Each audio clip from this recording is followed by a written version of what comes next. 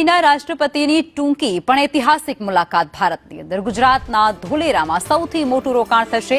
દિલ્હીમાં બંને દેશો વચ્ચે ખાસ કરારો થઈ ચૂક્યા છે। આંતરરાષ્ટ્રીય એરપોર્ટ અને પાયલટ ટ્રેનિંગ સ્કૂલ ખોલવામાં આવશે।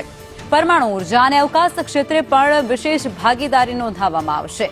ભારતનો એક મોટો વ્યૂહાત્મક અને ઉર્જા ભાગીદાર દેશ બનશે। વિદેશ સચિવે તેને મેગા પાર્ટનરશિપ તરીકે પણ વર્ણવ્યું છે।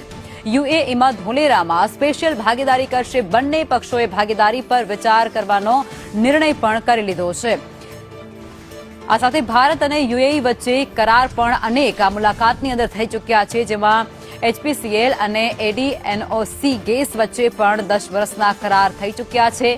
આ ઉપરાંત અન્ય કરારો પણ કરવામાં આવ્યા છે। તેના પર નજર કરીએ તો ભારત 10 વર્ષમાં $3 અબજ જે પ્લાન્ટ છે તે ખરીદે તે પ્રકારની વિગતો પણ અત્યારે સામે આવી રહી છે।